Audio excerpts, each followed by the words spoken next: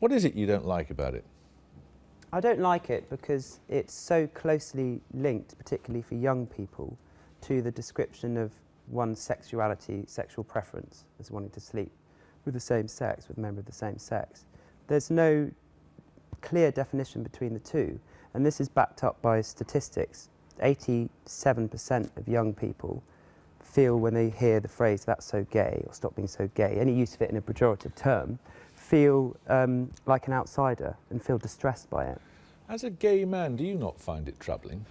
Well, yeah, I do, but that's not why I don't like this. The reason I don't like this, the problem is, you know, being young is all about being transgressive and being naughty and engaging in the forbidden, right? And it certainly was for me. It was for everybody I know.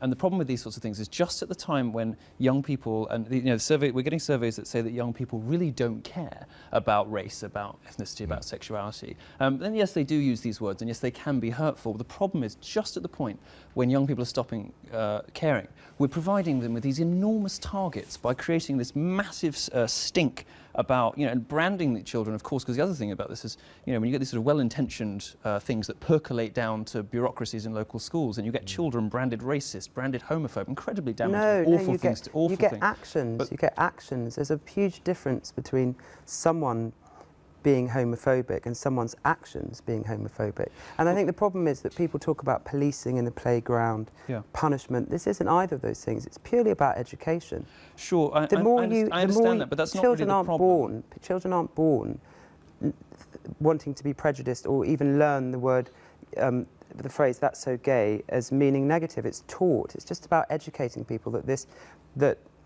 young gay people find it offensive, and children will. I mean, I read in your Guardian column you said, you know, that children fundamentally want to be nice. They want to be nice to each other. I'm not sure that's the case. I think it's quite an important part of growing up. That sort of as people start to, you know, experiment with dangerous language, they argue with each other, they position themselves against other people. And if you provide them with these enormous words on mainstream TV news stations, because you've written in national newspapers these awful, naughty words, what's a kid going to do? Use it. How does it work with racism then? How does it work with sexism? How does it work with anti-religious rhetoric in schools? I think it works the same way. That 30 years ago was used in schools when I was there, and now is absolutely not tolerated through education.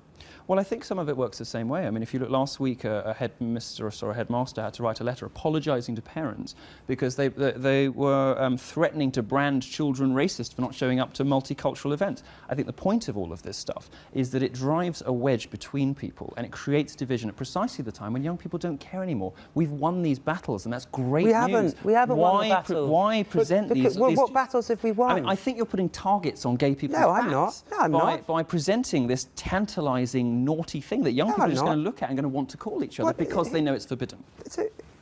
I'm so puzzled by your definition of what it is to be naughty. There's a huge difference between stealing a boiled sweet from the local newsagent and doing something that is offensive to let's say 2 million. There are over 2 million gay people in the country.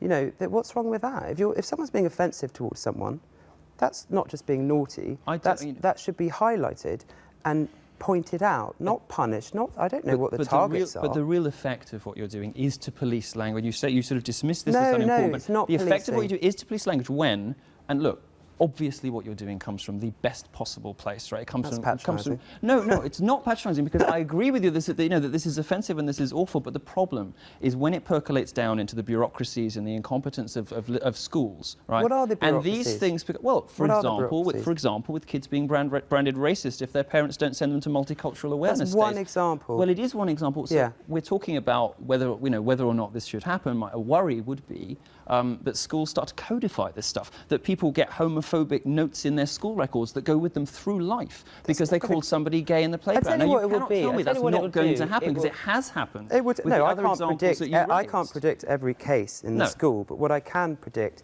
given Stonewall's, who I'm doing this campaign with, history, 5 years they spent with a school working on homophobic language, and homophobia in that school has gone down by at least 33%. So it works. And also what you're doing is you're not telling children, you're just educating them. And what you will produce, which is what I've said time and time again, is more free thinking, free-willed young people who will accept people for who they are, It's a rather funny than what the definition of free differences thinking, are. clamping down on language, isn't it? No, 'cause you can still think- you know, you wrote yourself that still language think is about it. everything. That's Yeah, all we yeah, have. it is. You can And still- clamping down on the ways that It's people not use to clamping express down. themselves, however ugly it is. It's not clamping It's an down. essential part of Where's the clamping adolescence. down? Where's the clamping down? You guys are going to have to continue this discussion. We're going for This a drink now. exchange, yes, exactly, over a drink. Thank you both very much.